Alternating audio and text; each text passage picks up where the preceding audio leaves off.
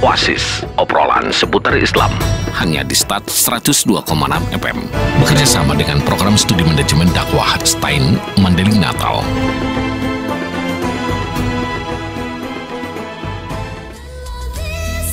Ya, kembali di 102,6 FM Star Serasi, suara satu kata penuh makna, pasti selalu di hati. Sahabat Star FM, tadi kita sudah cakap-cakap ya, berbincang-bincang, ngobrol-ngobrol tentang bahasa dan yang memiliki banyak majas ya, Bu? Ya, betul ya, sekali. Mungkin sebenarnya kalau mempelajari bahasa ini mesti ada pelajaran khusus ya.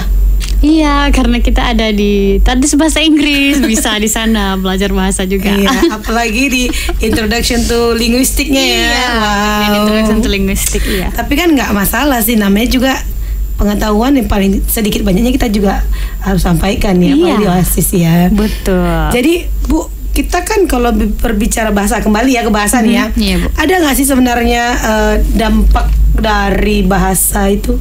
Ya, tadi kalau mengenai dampak ya, pasti itu kalau kita memberikan yang terbaik, pasti dampaknya jadinya positif. Kalau kita memberikan yang terburuk, bahasanya yang Itu buruk, dia. jadi dampaknya juga negatif ya kan. Bahkan itu ada itu apa itu namanya pepatah atau apa itu yang bilang kan mulutmu harimau itu. Oh iya, Iya, itu pepatah Bu. Iya, pepatah ya. Nah, mulutmu harimaumu gitu. Iya. Jadi apa yang kita ucapkan itu ya kita harus bertanggungjawabkan. Jadi kalau dampaknya bahasa ini untuk penyiaran agama Islam atau menyampaikan pesan ya, kita harus memilih mana nih kaidah atau prinsip-prinsip bahasa yang bagus yang ketika kita nyampaikan ke Kalau dalam masyarakat. ilmu komunikasi itu namanya komunikasi efektif. Iya, betul. Karena sekali. dalam komunikasi itu ya Bu ya, sekedar berbagi informasi. Komunikasi itu kan ada proses penyampaian pesan kepada orang lain. Ya. Ada dia bentuk verbal dan non verbal. Ya. Yang mana dia memiliki unsur. Ada namanya Bu sebenarnya dalam komunikasi dan juga sama dengan dakwah. Ada komunikasi itu ada komunikan. Ya. Komunikator ya. Iya, Ini iya. saya jadi pematerinya ini. Nggak apa-apa karena narasumber. karena sama-sama dari komunikasi juga ya kan. Bahasa benar-benar. kan komunikasi. Iya. Nah, Komunikator ya, ada yang menyampaikan pesan, ada Betul. yang penerima pesan, Iya. terus ada materinya, Ya, ada tuh betul. pesannya gitu Betul, ya. betul. Ada medianya, ada alatnya, dan juga ada feedbacknya. nah itu dia. Di materi ataupun pesan itu mungkin yang termasuk dalam bahasa ya. Iya, kalau kita bagian lebih ke dampaknya itu yang kayak gitu. Ketika menyampaikan pesannya itu, apa aja nih pesan-pesan kita sampaikan, apa yang bagus kah? Dan cara kita menyampaikan Iya. juga itu berdampak juga gitu. Iya. Itu lebih pada ke sikap seorang penyampai, ataupun kalau dibuat di pelaku dakwah, sikap dai kepada mad'u, sikap seorang komunikan kepada komunikator. Iya. Ya paling enggak ya salah satu contohnya kalau kita mau memiliki sikap dai itu ataupun penyampai pesan harus sopan, Ya, betul. berwibawa. Ya, itu kalau sikapnya. Kalau kita lebih ke bagian pesannya tadi itu tadi memilih-milih bahasa yang bagus. Dan berkaitan nggak sih dengan etika? Ya, berkaitan kali karena ketika kita menyampaikan, kalau etika kita itu kan bagian penilaian juga ya. Kalau kita nyampein pesan pun, kalau orang pun datang sama kita pun, ini kok ketika dia nyampein pesan etikanya nggak bagus ya, ketika ngomong ini ngomong itu gitu. Dia ada asal nyablak bahasanya ya, itu nggak bagus juga gitu. Dan itu maksudnya berkaitan juga dengan etika dan estetika ya. Ya, Kita berbicara etika berarti kita bicara tingkah laku. nah Kita berbicara estetika mungkin dia berbicara nilai keindahan dari etikanya. etika itu. Ya. Dan itu juga menjadi sebuah kunci ya untuk berbahasa ya. Betul, Menurut betul Ibu sekali. sendiri etika yang baik untuk berbahasa gimana sih? Contohnya dulu, contohnya. Ini contoh langsung Iya, ya. iya. Nek, kalau sebenarnya itu ada juga apanya pembelajarannya itu. Pembelajaran etika itu ada. Bahkan untuk etika dakwah mungkin ada ya. Etika, iya benar-benar ada. Nah, sedangkan untuk apa aja keguruan aja ada ya, etika Ada. profesi keguruan Iya. gitu. Dan ada juga memang bimbingan konseling Islam. Nah, etika gitu dia. konselor gitu. Iya, jadi kalau kita bahas nih banyak nih sebenarnya untuk etiket.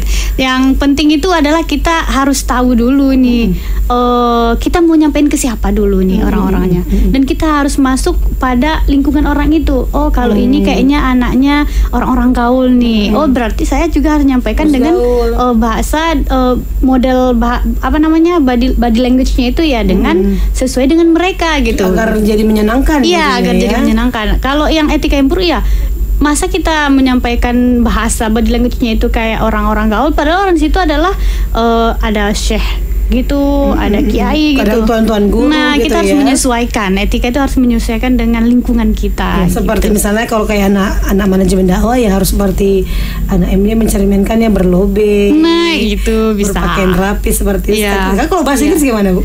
Kalau bahasa Inggris sih sebenarnya pokoknya rapi aja lah dia, nggak apa-apa gitu. Karena dia menjadi guru juga ya. Iya, dia karena jadi berkaitan guru. dengan tadris bahasa Inggris, dia jadi seorang guru bahasa Inggris ya.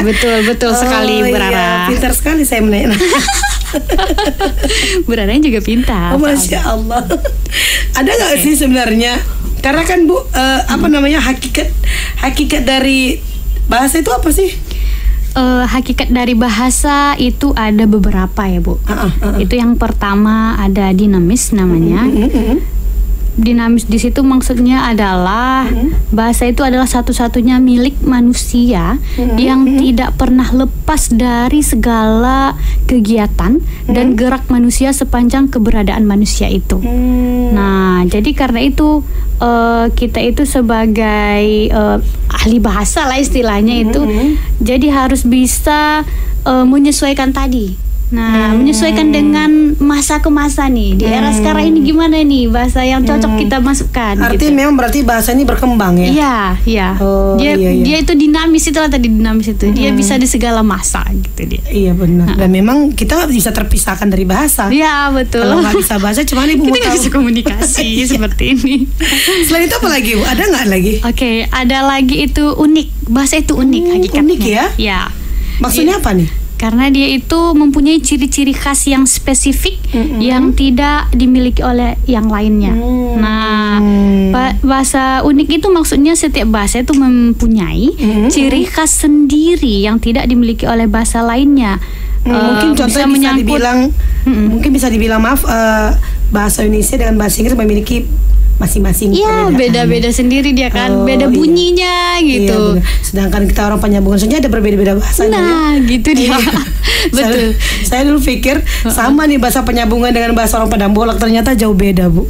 Jangan itu, Bu, bahasa penyambungan dengan bahasa Sidimpuan itu juga berbeda-beda. Ada bedanya, padahal deket banget kan Bu sebenarnya. Itulah maksud keunikan dari bahasa ya. Iya, makanya dia unik-unik. Selain itu ada nggak lagi kayak misalnya kreatif? Iya, ada juga itu kreatif. Kreatif di situ bahasa itu dapat mewakili sejumlah ungkapan yang tidak terbatas, baik dalam bentuk kata-kata, kalimat ataupun ujaran dan tuturan lainnya gitu. Jadi dia itu makanya semuanya itu banyak. Makanya bahasa itu kalau kita buat dalam kamus 1000 bahasa pun masih ada lagi. Itulah bahasa itu kreatifnya gitu hakikatnya. Seperti kayak kata siapa ya dalam bahasa Indonesia ya, WJS Purwadarminta, dia mengatakan bahwa ada 23.000 kosakata bahasa yang berubah dan yang mengalami perubahan lagi menjadi berjuta kalimat. Iya, dia bisa dari 23.000 kosakata bisa bertambah lagi menjadi lebih dari 23.000 kosakata menjadi kalimat-kalimat banyak lagi ya. Itu dia yang dinamakan sebagai hakikatnya seperti itu gitu. Ada nggak lagi? Yang selanjutnya itu ada konvensional. Konvensional itu meskipun hubungan antara lambang bunyi dengan yang dilambangkannya bersifat arbiter, tapi penggunaan lambang tersebut untuk suatu konsep tertentu bersifat konvensional. Artinya semua anggota masyarakat bahasa itu mematuhi konvensi bahasa suatu lambang yang digunakan untuk mewakili konsep yang dilambangkannya. Nah, jadi misalnya ini ada misalnya lambang buku yang hanya digunakan untuk menyatakan tumpukan kertas bercetak yang dijilid. Nah, itu kan sebenarnya lambangnya cuma buku doang tapi bisa dibahasakan lebih dari satu kata kan, Bu. Dan sebenarnya masih ada lagi ya seperti arbiter ataupun bermak dan sebagai bunyi dan juga lambang gitu ya. Betul. Bu, sebagai statement closingnya sebenarnya gimana tentang tema kita ini? Yang paling penting itu adalah kalau kita mau maksudnya statement closing ini ya tentang bahasa kita. Ya kita itu harus mencari makna-makna atau prinsip-prinsip yang bahasa yang sesuai dengan lingkungannya. Kita sesuaikan dengan lingkungan yang ada gitu. Jangan kita salah konsep nanti ketika menyampaikan syiar Islam gitu dia. Berarti Bu ya tadi ya, kalau jangan salah konsep seperti lari lagi kepada hakikat dia ya. Kalau sebenarnya bahasa itu seperti hakikatnya itu dia harus memiliki makna. Ya. Ada bermakna, dia tuh memiliki makna yang dilambangkannya gitu ya Bu ya.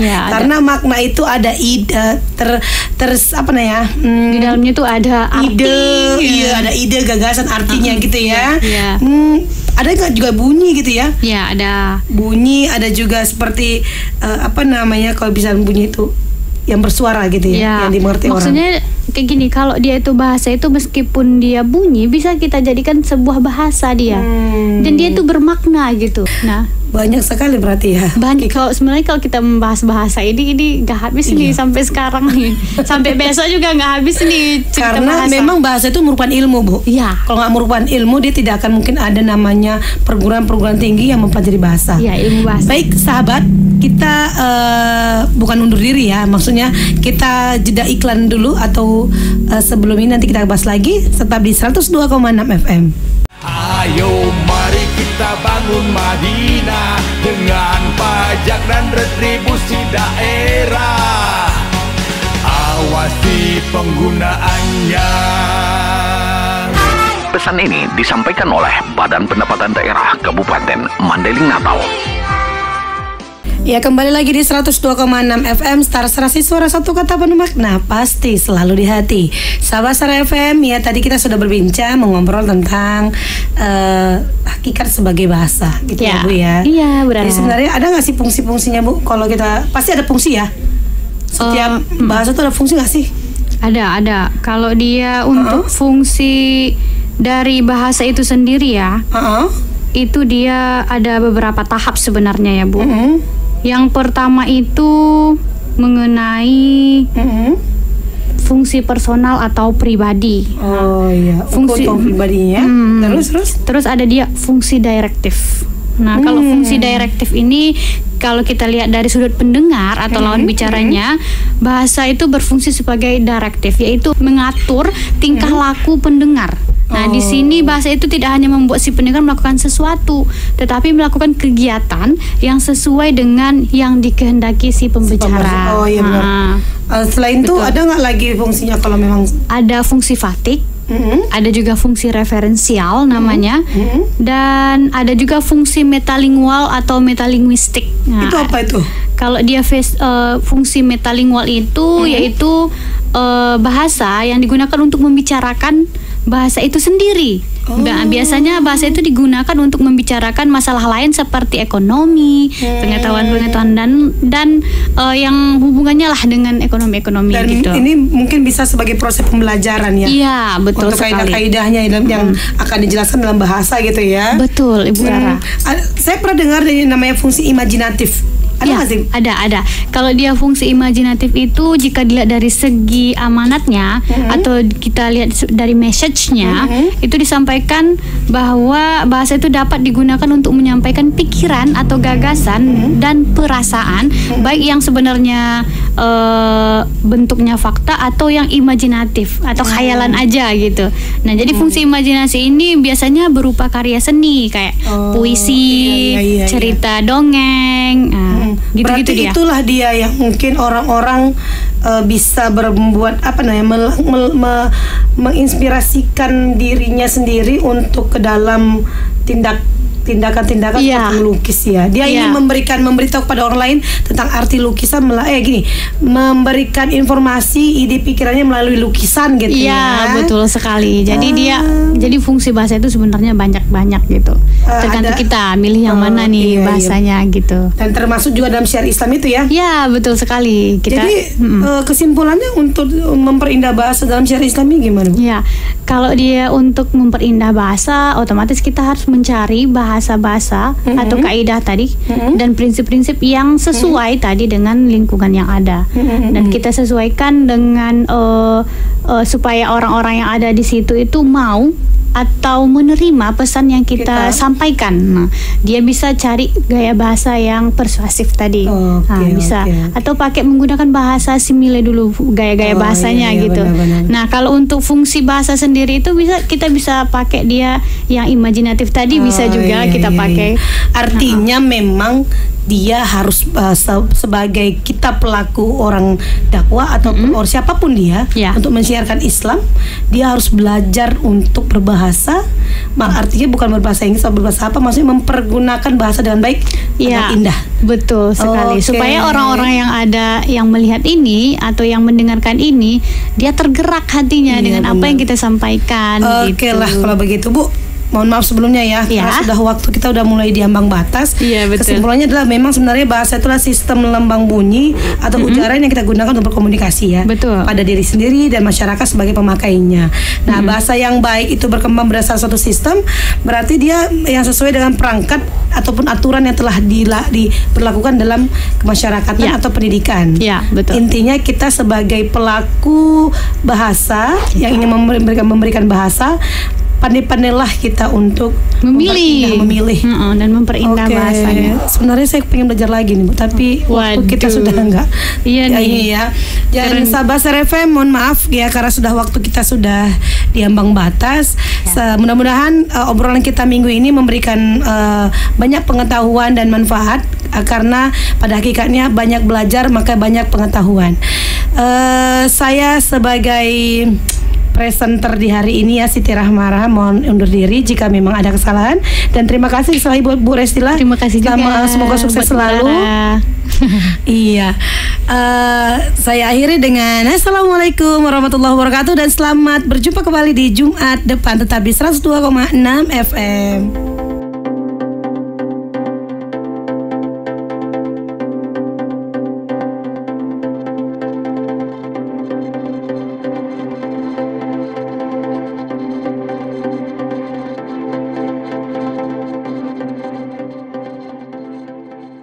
Oasis, obrolan seputar Islam, hanya di Start 102,6 FM. Bekerja sama dengan program studi manajemen dakwah Stein Mandailing Natal.